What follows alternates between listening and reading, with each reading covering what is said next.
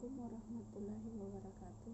Perkenalkan, nama saya Ika Puspita, NPM 2140602067, lokal A1, akan menjelaskan bab 2 tentang proses penelitian masalah variabel dan paradigma penelitian.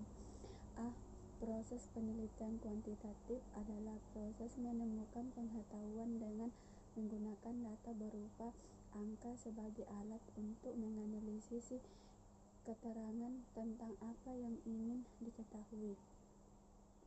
B.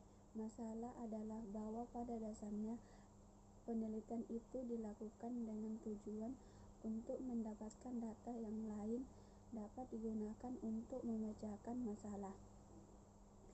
C. Rumusan masalah berbeda dengan masalah. Kalau masalah itu merupakan kesenjangan antara yang diharapkan dengan yang terjadi, maka rumusan masalah itu merupakan suatu pertanyaan yang akan dicarikan jawaban melalui pengumpulan data. Beberapa bentuk rumusan masalah. 1. Rumusan masalah deskriptif adalah rumusan masalah yang berkenaan dengan pertanyaan terhadap variabel mandiri, baik hanya pada suatu variabel atau lebih variabel yang berdiri sendiri. 2.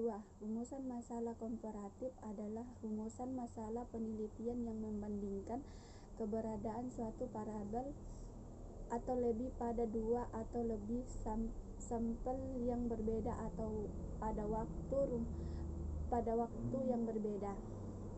3. Rumusan masalah asosiatif adalah suatu rumusan masalah penelitian yang bersifat menyenangkan hubungan antara dua variabel atau lebih. D. Variabel penelitian adalah segala sesuatu yang berbentuk apa saja yang ditetapkan oleh penelitian dipelajari sehingga diperoleh informasi tentang hal tersebut. Macam-macam variabel. 1. Variabel independen. Variabel ini sering disebut sebagai variabel stimulus. Predikator dalam bahasa Indonesia sebagai variabel bebas. 2. Variabel dependen sering disebut output kriterial konsekuensi dalam bahasa Indonesia yang disebut variabel berikut. 3. Variabel moderator. Variabel yang mempengaruhi, memperkuat, dan memperlemah hubungan antara variabel independen dengan dependen. 4. Variabel intervening adalah variabel yang secara teoris mempengaruhi hubungan antara variabel independen dengan menjadi hubungan yang tidak langsung dan tidak dapat diukur. 5. Variabel kontrol adalah variabel yang dikendalikan atau dibuat konstan sehingga pengaruh variabel independen terhadap dependen tidak dipengaruhi oleh faktor luar yang tidak diteliti. Paradigma penelitian sebagai pola pikir yang menunjukkan antara variabel yang akan diteliti yang sekaligus mencerminkan jenis dan jumlah masalah yang perlu dijawab melalui penelitian. 1. Paradigma sederhana. 2. Paradigma sederhana berurutan. 3. Paradigma ganda dengan dua variabel dependen. 4. Paradigma ganda dengan 3 variabel independen. 5. Paradigma ganda dengan 2 variabel dependen.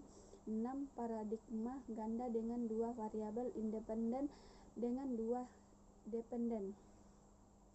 7. Paradigma jalur. Menemukan masalah dengan cara melakukan analisis masalah, yaitu dengan pohon masalah. A. Pengertian teori adalah seperangkat konsep, definisi, dan proposisi yang tersusun secara sistematis sehingga dapat digunakan untuk menjelaskan dan meramalkan fenomena. B. Tingkat dan fokus teori. Namun, 2023 menemukan tingkat teori level of dari menjadi 3, yaitu mikro, meso, dan makro. Teori tingkat mikro, potong kecil, waktu, ruang, atau sejumlah orang. Konsepnya biasanya tidak terlalu abstrak, teori tingkat meso upaya untuk menghubungkan tingkat makro dan mikro atau untuk beroperasi pada tingkat menengah.